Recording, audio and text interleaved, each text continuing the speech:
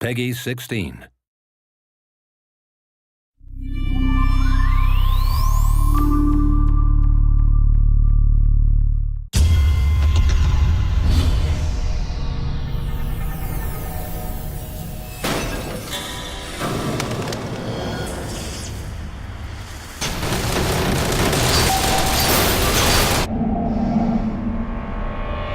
So I'm the art director on Bodycount. I'm specifically responsible for making sure that everything in the game has one coherent aesthetic look.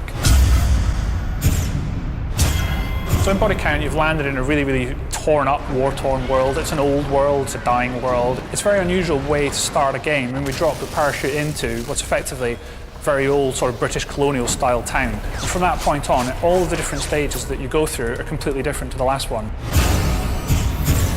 The environments in Bodycount are very fantasised, but they're also very bright and vibrant. We've used the entire colour wheel in the game. We go all the way through it, from hot, polluted, yellowy-green Africa, through a sort of midnight neon Asia, and then into the belly of the beast at the end, where we set you against the target in a very fiery, hellish cauldron.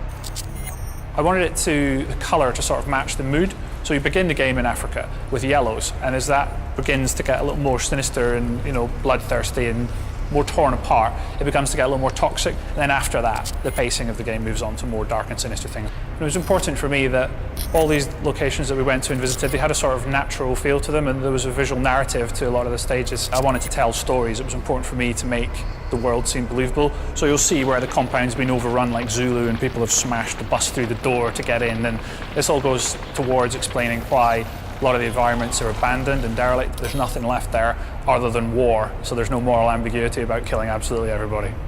So you're a soldier fighting for an organisation known as the Network. You think that you're being sent in to fight the good fight and mop up the conflicts around the world that the governments of the world don't want to take care of themselves.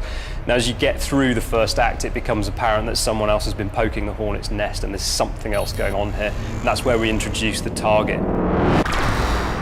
The target are the real threat, they're the real bad guys.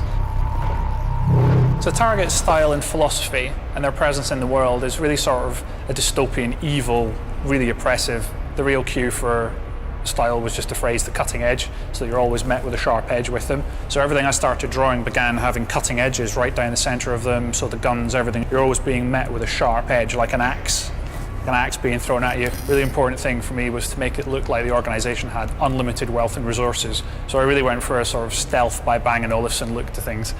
A lot of the reward for the player is the first time you come up against a target, and the buildings are going to be very tough, they're going to be very hard to get into. We get inside their building, and the initial frustration of not being allowed in is rewarded by the fact that you really do become a bull in a china shop for these things. They don't expect you to be inside, so you're able to completely destroy all the glasswork, all the ceramic things. Bodycount's AI is completely class-based, so the idea is that we've put these different classes together that operate in very different ways and have different behaviours. So, for example, we've got a medic in there who can revive fallen soldiers. We've got a scavenger who will steal the game's currency intel from you and stop you from getting access to your upgrades. We've got heavy tank classes. So lots and lots of different types of AI. But then on top of that, we've got three factions. So we've got the army and the militia, and then we've got the target hidden in the background. It was important for me that when we were making Bodycount that it had a handcrafted art look, and that extended to the characters as well. Each of the factions have their own unique sort of signature colours, and all of those characters are sort of styled and branded to be very different. Now, whenever these factions meet each other in the battlefield, they'll fight in a completely dynamic way, and that class-based behaviour on both sides will dictate how that battle plays out. It's different every time, and it's going to be a different experience for you each time you go in and attack that firefight. A lot of Bodycount's uniqueness comes from the way in which we've used shredding and destruction, so we're not using it for set pieces, we're actually using it in the second-to-second experience. To be able to go into a world that looks really nice and it's really aesthetically pleasing, and then actually start destroying that world and smashing it to pieces is just really satisfying. Even from a tiny handgun, you feel like you're really kicking the ass out of the world. Because there's so much environmental destruction, you're never going to get the same playthrough twice. Each building will be different.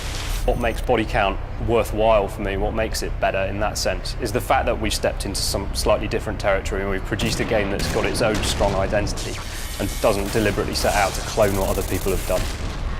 Bodycount's the best thing since sliced bread, before or after, assuming that you can actually destroy the sliced bread with a large heavy machine gun.